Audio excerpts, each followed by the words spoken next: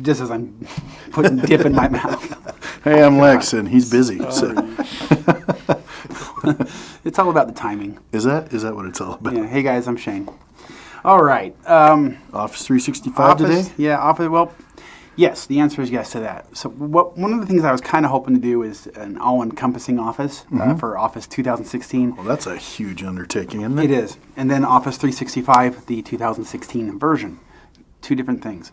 We're going to put off the 2016 install because that's going to involve the Office Customization Toolkit, the OCT, which I'm still a huge fan of that. Enjoy that, yeah. But we're talking about Office 365, and we're going to be demoing the new 2016 version of Office 365.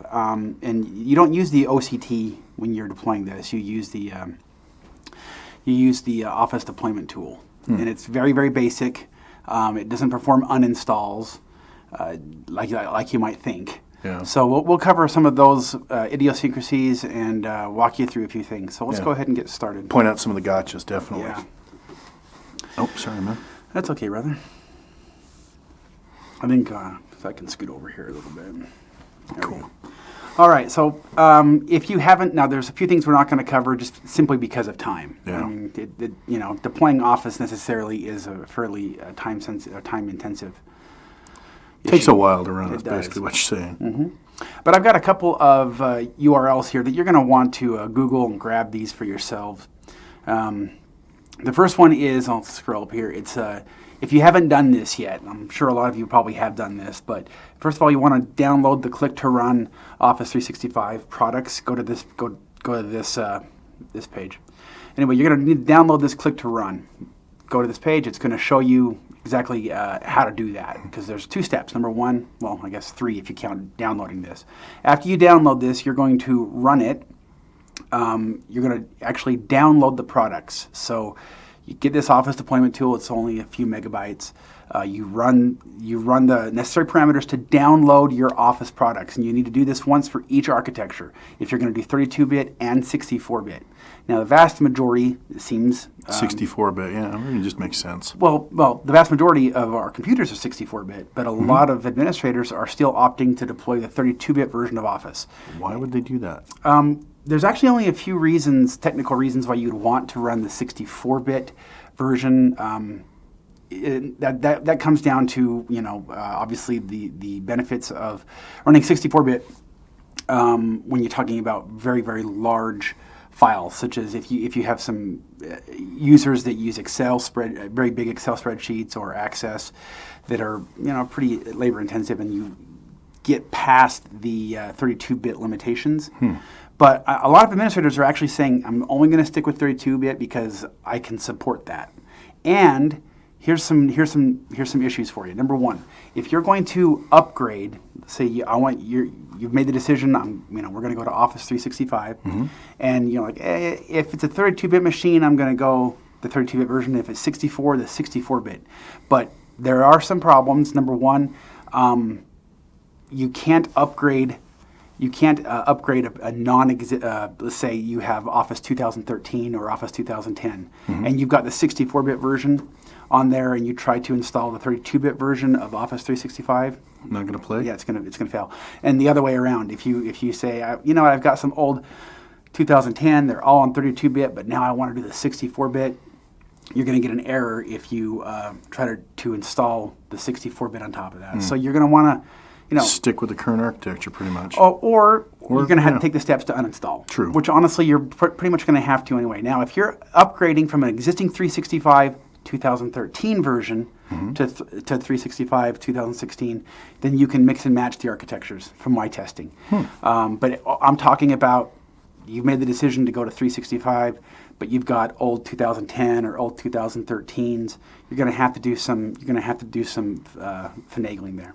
Okay. And if you are upgrading to 365 from a non-365 version, so once again 2010 or 2013, you're going to need to uninstall anyway. I'm going to show you an example of this. Let's look at Jen Barber, and the reason why we're choosing that is Annalise is out today, and this is one of the computers that she uses. She Kind of had. mess with her stuff when she's not here. I love it. I'm opening up her computer in PDQ Inventory, and you can see she's got 2 versions of Office. She's got Office Professional 2013, and then she's got Office 365. When you, assuming that the architectures are the same, if you try to install 365 on top of a 2013 machine, it's not going to uninstall the 2013. It's going to keep it there, so you're actually going to be running side by side. How do you get around that? Well, you drink scotch. A lot of scotch. And then you actually need to uninstall. So we do have a webcast. Invite you to take a peek at it. Go to our videos and search for it on uninstalling Office. Yeah. But I will show you this. We've got an uninstall Office 2010, which is fairly simple. I mean, it's 3 steps. It uninstalls. If you look at our conditions, it'll uninstall the 32-bit version. It'll install the 32-bit version if it's on a 64-bit OS, and then it'll attempt to uninstall the 64-bit version on a 64-bit machine. Yeah. You're following me. Wow. Apparently, I haven't drank enough because I'm right. We're on about with 2 drinks away from Norm here. All right. So to uninstall, like I say, go to this webcast. It's kind of a pain, but here we had to specify a config XML file for the uninstall. And you can see, I can. Do you grab that file? Take a look at it? Yeah. Yeah? Go look at our webcast. I don't want to There take you too go. much time Yeah, on good that. point. But here, what we're doing is simply uninstalling. This is for 2010. For 2013, honestly, as long as you have the same product code, product ID, in this case Pro Plus, all you have to do is change you see that version in the path there, Office 14? Yeah. Just change it to Office 15. Okay. Yeah, that's That if you're makes going to it uninstall simple. 2013. And then 2016 versions, they'll show up in Office 16. But anyway, if you want, you can uninstall. You can run this as a separate package, or you could actually nest this into an existing. In fact, we can even try that. Now, if you do nest that, does it take a long time to uninstall? I mean, do you need to extend the Yeah, you're talking. I mean, it could take 5 to 15 minutes, depending on this on the speed of the target computer, the speed of your network, etc. But let's say that I'm going from 2010 to Office 365. I've got my uninstall package for 2010, and then I've got my Office 365. And I'm going to open this package real quick. Notice I've made the decision in this case. I'm going to go 32-bit on 32-bit machines and 64 on the 64. If you wanted to change this, if you only wanted to do the 32-bit, for example, and then those users that need the 64, you just handle those separately.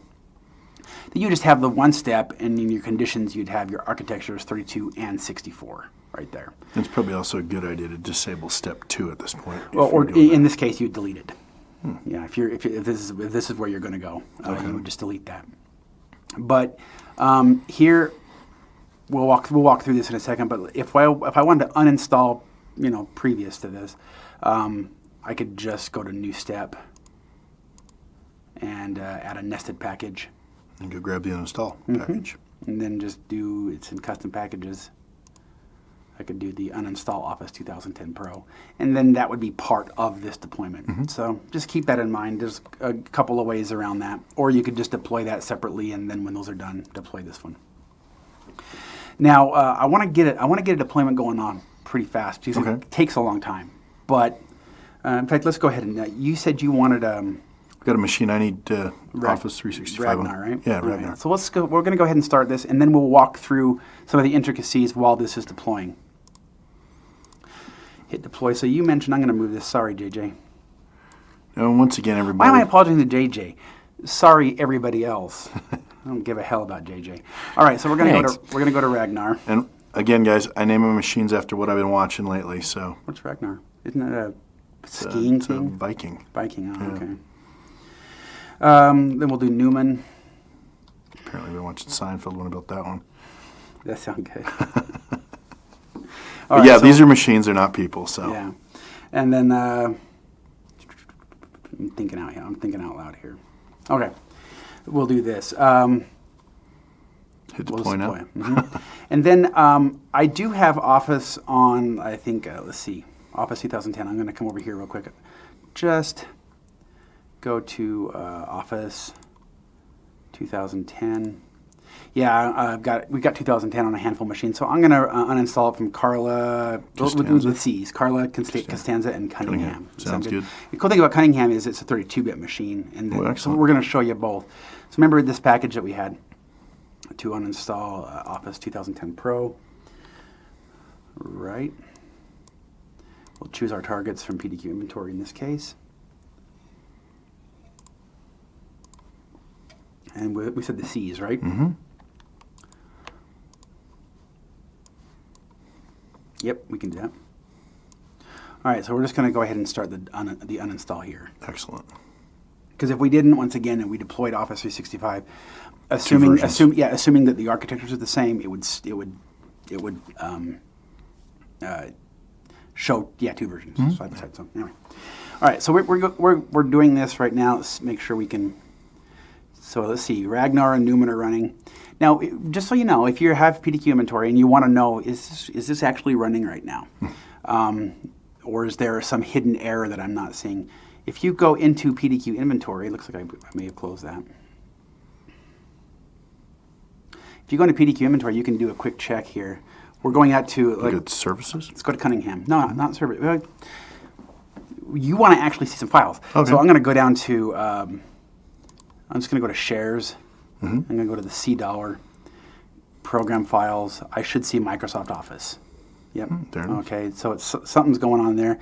Well, this is for the uninstall. If I wanted to do the, actually I want to look at like Ragnar or something like that, right? Mm-hmm.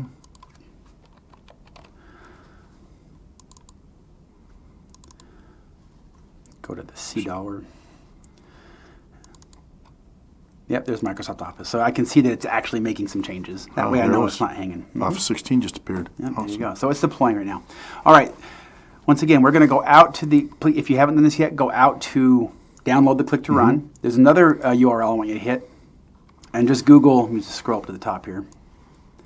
I want you to Google deploy. So the other one was download Click-to-Run. Now we're going to do deploy Click-to-Run, because this is going to actually tell you how to deploy it. And give you some great examples. Obviously there's the operating systems. Alexa's cutting them off right now. But if you're talking about XP or Vista, this isn't going to work. You need 7 or higher, just so you know. You should graduate from XP by now, I think. Yep. Download the Office deployment tool, as we talked about. We're doing the 2016 version. You can see there's also the 2013 out there. Okay, 1 second for that question, JJ. And then there's another one I want you to grab. It's reference. It's the reference for Click-to-Run, because you have to specify, you have to build some XML files. And this reference... Tell it what it's got to do. Precisely. This reference is fantastic. Once again, if you're used to the OCT, this isn't going to be like the OCT. Yeah. OCT is fantastic, where you can say, I want to uninstall, I want to, you can get really granular in how I want to use this license, I want to point it at a KMS server. Yeah, also that's what you can do there, yeah. Correct. But if you're talking about Office 365, which obviously you probably are since you're watching this, you're going to want to hit that site and reference that. I'm going to show you some of the different XML files that we've got. So I downloaded the tool. After I downloaded the tool, I then ran the download parameter to download both the 32 and 64-bit versions. I placed them out on a file share on our usual token. Yep, so we can reference them in our deployment. Correct. And then I copied the setup folder that I had downloaded as part of the Office deployment Click-to-Run deployment tool, and I just moved that into the same directory just for simplicity, so I can have everything kind of in the same house. And in setup, I've got a bunch of different XML files. I kept the regular configuration that was the default from Microsoft. I kept that one there and just modified it and saved as effectively. So I have configuration 32. This is for the 32-bit versions, even if it's going to a 64-bit and I want the 32. And you can see the source path. I've specified this directory right here for 32. It's in Office 365, 2016. There's my 32, right? That's where I specified for this guy. That's the source path. Look at that reference file. The product ID that's going to be automatically populated for you if you use the Click-to-Run, because this is very important. You have to have the appropriate product ID. In this case, it's the Office 365 Pro Plus Retail. All right.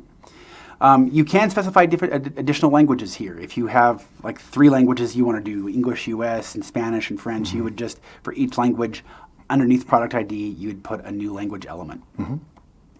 We're not going to cover the updates here. Yes, you can, when you deploy this, if there are additional updates, you can specify where those updates can be grabbed. Here we just use WSUS and let it take care of it that way. That's how we do it. The display level, you want that set to none. Now I'll show you some examples for your testing where you may not want that set to none. But for your deployment, I mean, again, this is basically going to make it silent. Correct. You want the accept EULA to be true.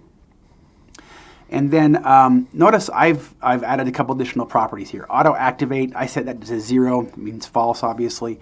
That's because for these tests, I don't want to spend activations that we have for these. But if you want to auto activate, you need to set that value to 1. I also created a property called Force App Shutdown. This is cool. I like how they introduced this. This means that if somebody is running an earlier version of Office, like say someone's got a Word document open from the previous Office 365 2013 version. If you have Force App Shutdown, you don't have to worry about killing Office or having errors if someone's using it. This will just, once it's ready to upgrade the Word component and they're running Word, it's just going to force shutdown. So there's no warning there? No, that's my favorite way to do IT. Just do it. Lex approved. All right. Anyway, Force App Shutdown, I set that value to true. Where did I find that? I found that in that reference URL that we mentioned earlier. Okay, go ahead and pop that question up, JJ. Can you create a report in PDQ Inventory to show Office 365 versus Office Pro? Douglas. If by Office Pro you mean like Office 2013 Pro or something, the answer is yes. You can do that. A couple different ways you can go about that, obviously. Yeah, let's do this real quick. First of all, I like to have cheat sheets. Love the cheat sheets. So I'm going to go take a quick peek. Let's look at what Office 2010, what Fox shows. Can't we just make a report from that collection anyways? Yeah, we can. Quit stepping on my point. Anyway, look at, he's got both of them. So you got professional. So you will use the word professional instead of pro, but depending on how you build this. So you've got professional there, and then let's look at Office 365. Now we're going to have this in the next version of Inventory, a pre-built collection for Office 365. But if we go to Mention, let's look at the applications for Mention. Sorry. So you can see, yes, we call this one Office 365 Pro. We don't call it. That's how Microsoft reports it in the registry, Pro Plus. So what you want to do to answer the question, let's create a report. We'll just do this really quick. I told you how to do it really quick. We can redo it, though, yeah? So you have that question to pop up again. They wanted to see Pro versus 365. So we'll just do this one. Office 365. What do we want to show? We want to show the computer name. We will show the application name. And we'll also show the application version. Yeah, that's a good one. All right. Okay. So it also depends on what you mean by versus. I mean, do you want to show them side by side here? Which ones have it? Yes, you can. And we could go to filters here. Now we want to say show us everything that has the application name that contains 365. Yeah, we'll just do 365. Okay. So it looks like we've got these machines here have 365. 365. So if you wanted to show that have both 365 and Pro, non-365, the answer is yes. Did I save that? Yeah, it is. We'll just call this. I'm going to define this report and say Office 365 or Pro. All right. So you're going to mess with the filter at this point, yeah? Going to go back to this top level filter. Make this window a little smaller so you can see that, everybody. I'm going to go to this top level filter and create a new group filter underneath that. And then we'll move this guy there. And then I'm going to create another one, select that top level again. And then under this new sublevel, I'll create a value. Similar application name contains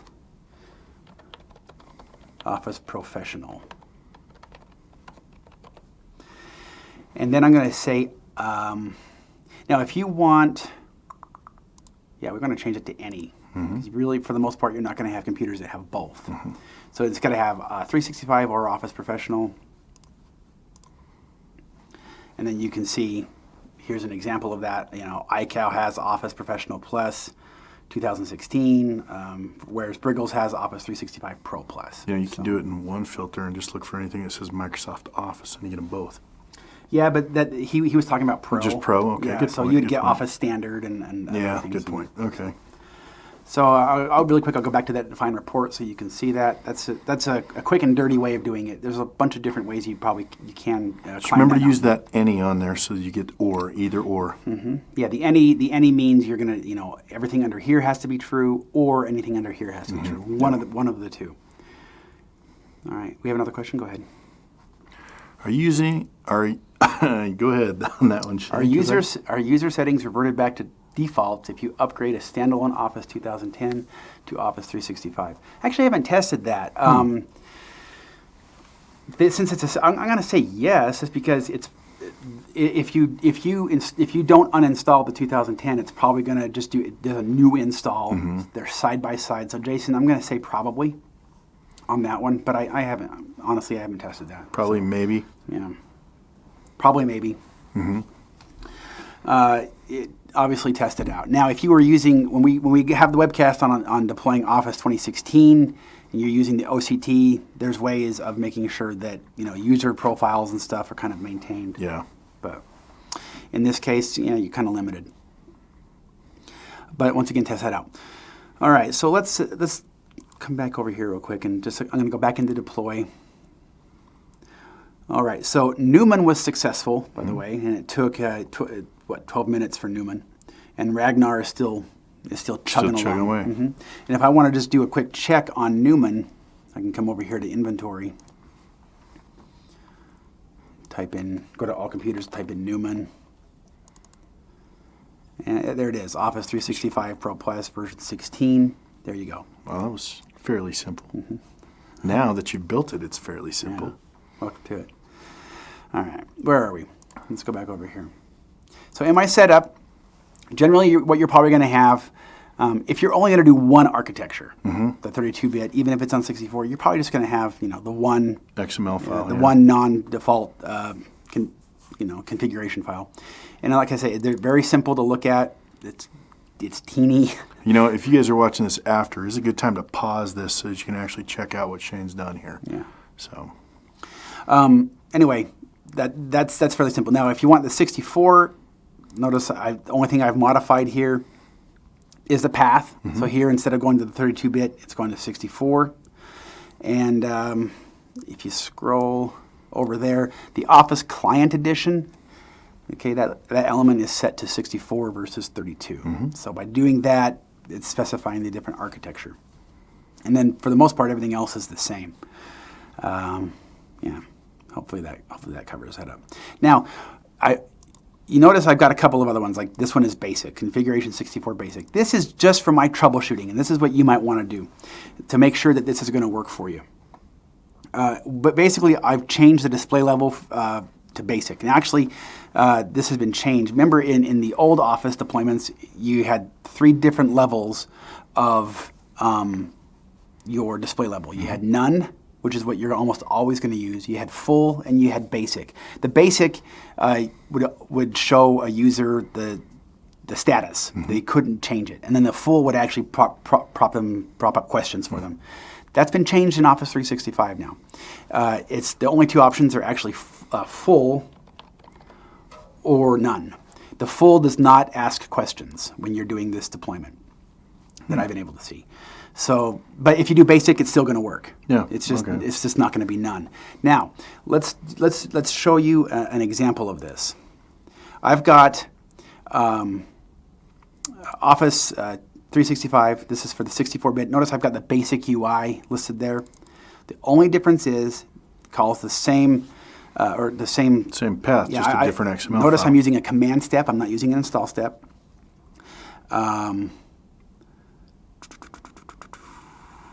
That one may not. Let's Did we include the right files on Yeah, I that? may not have. Going to come over here. I'm just going to duplicate this. Actually, no. I'm just going to go back over here. Notice in this guy, no, you are good. We are good. I'm sorry, guys.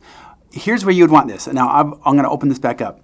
So if I go into options, I'm saying this is in the, if I keep on opening the wrong one, go back to the basic UI. area. If I go into options, notice the run as, I'm saying run as deploy user interactive. That means if there's something to show, show it. Mm-hmm. And because I'm referencing this basic XML file where I change that display level from none to full or none to basic, yeah. it's going to, let's give this a go. All right, let's do. So we'll deploy that. First of all, yeah, let's find it. Let's find somewhere to deploy that. We'll open a remote window and watch the messages. Yeah, that sounds good. Let's go to Carla. I'm going to show you the example here. First of all, I'm going to do a remote desktop. And this is what you'd want to do, once again, only if you're going to be troubleshooting this, to make sure that everything is working as expected. So I'm going to open up Carla, and then I'm going to deploy this basic UI one that has the run as has the run as set appropriately. Deploy user, yep. And it's also got, it references the other config file.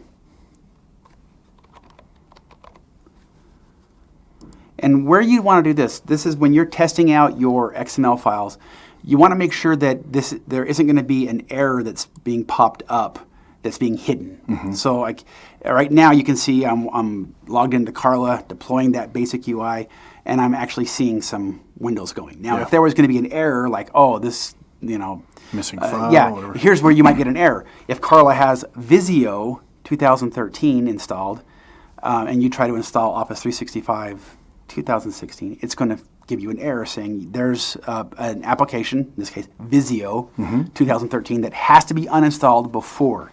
If you haven't tested this out, you could be waiting 10, 20 minutes thinking that something's going on, and really there's just a hidden window. Yeah, so basically be waiting to get the message back that you could be watching. Correct. So this is, once again, just for testing out, to make sure that your deployment, your configuration files are set properly, and then go back to the run as deploy user and just set your display level to none. We have another question?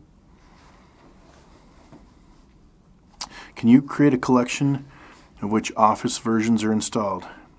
64-bit, 32-bit. Oh, hi, James. Yeah, that's a real pain. There's actually a form question out there on that. Now, the answer to that is mostly. Kinda? Yeah, Kinda. kinda. I like kinda.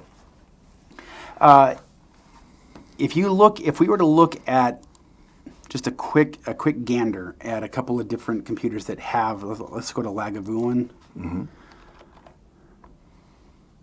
Lagavulin is a 32-bit machine, so if it's a 32-bit, that's an easy one. You just say, does it have Office, and is the OS architecture 32-bit? Then you know it's 32-bit.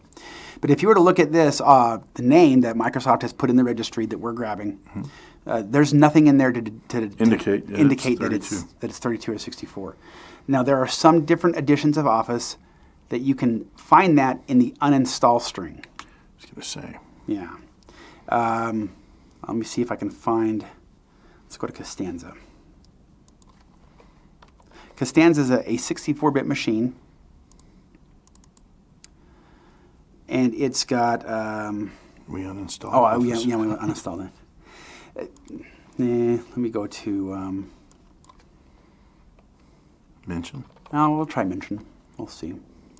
It's not easy, James. I apologize. There's some work to be done. There was to a make question. sure. There was a question on the forums about this, and I say, well, if you're talking about these editions, here are the collections that you can build, or the reports, because we're going to parse the uninstall string. Yeah. If you look at the uninstall, I'm just going to do a copy and paste here. I'm going to copy that and then open up Notepad or something. This is the uninstall string. In some cases, you might see an architecture flag here that says 64-bit or x64. In that case, and you would know. If you see anything referencing common files x86 or program files x86 and it's a 64-bit, then that's a 32-bit. So there's some parsing of the uninstall that you can do. And then there is a value on some editions in the registry. So you'd have to do a registry scanner that shows if they have Outlook installed, it'll give you the architecture for Outlook. Yeah. And so if all your computers have Outlook, you can create a registry scanner to look for this particular value. I don't have that off the top of my head. And that's another way of doing it. Again, none of these are 100%, but it's kind of a pain. you can get most everything, though. It's kind of a pain. Yeah. If you go look for the same question you asked on our support forums in PDQ Inventory, then you'll see the answer that I provided like 2 weeks ago or something like that, saying here's what you can do to capture, most of them by just parsing the OS architecture and the uninstall string. That does not work on 2016, unfortunately, because that's been removed from the Office 365, and the 2016 those telltales have been removed from the uninstall string. So, do we have another question? Oh, no? Okay. Well, basically, guys, remember that XML file that Shane built, that's where you're going to control the install from. What else?